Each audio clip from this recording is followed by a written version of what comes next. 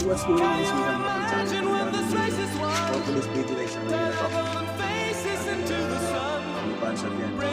Big concert lang. Pupunta tayo dito sa ano yan mga ito guys, 3 weeks. 3 weeks nung Friday. Yung back.